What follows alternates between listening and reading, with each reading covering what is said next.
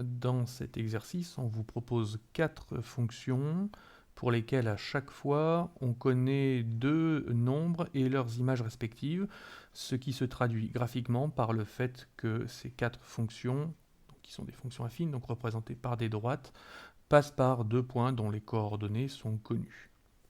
Pour la question A, on a le point A d'abscisse 1 et d'ordonnée 2 qui appartiendra à la droite qui représentera la fonction f.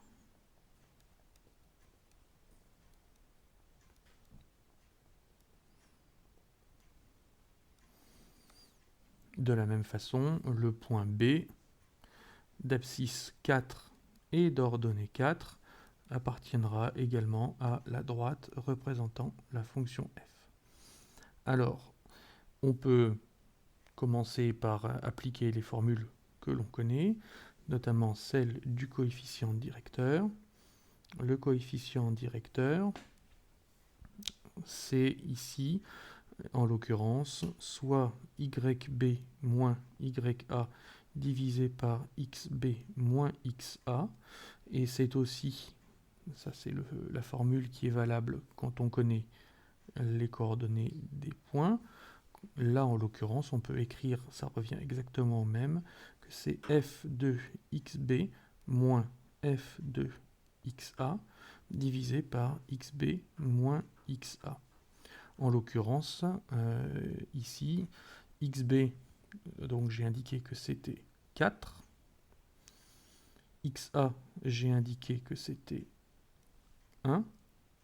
Alors, je vais surligner pour que ce soit bien clair. Voilà les abscisses. Donc, ici, j'ai xa, là, j'ai xb. Et du coup, les ordonnées seront ici. Voici YA qui vaut f de XA. Et ici YB qui vaut f de XB. Voilà. Alors, f de XB, on l'a vu, ça vaut 4. f de XA, ça vaut 2. On peut finir le calcul. 4 moins 2, ça fait 2. 4 moins 1, ça fait 3. On obtient le paramètre m qui vaut 2 tiers. Donc, il correspond donc au coefficient directeur de la fonction affine.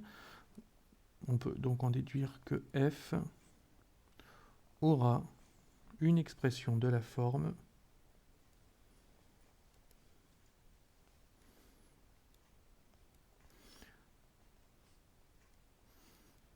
f de x égale à mx plus p, c'est-à-dire ici 2 tiers de x plus p. Il nous reste maintenant à déterminer la valeur de p. Pour cela, on peut indiquer par exemple que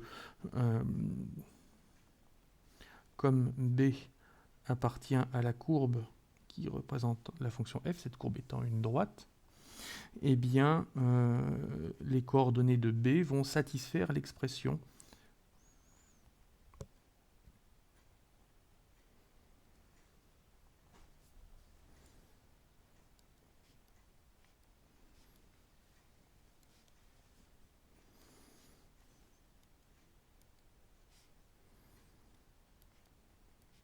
dit autrement, f de 4 est égal à 4, c'est un élément de l'énoncé, hein, c'est indiqué ici. Voilà. Et du coup, on peut s'en servir. On connaît m.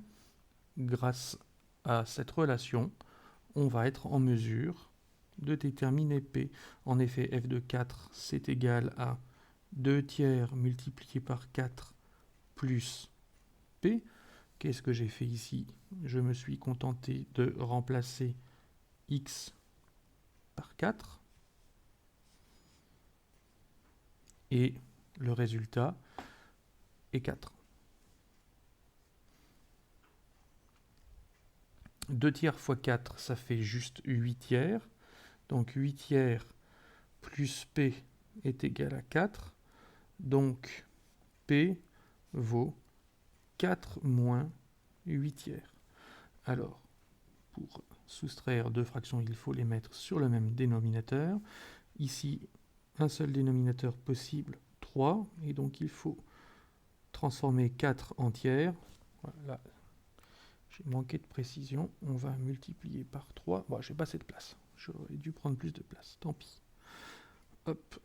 Donc ça nous fait 3 fois 4, 12 tiers moins 8 tiers, ce qui fait 12 moins 8 sur 3 ou encore 4 tiers. Donc finalement, f de x est égal à 2 tiers de x plus 4 tiers. Voilà.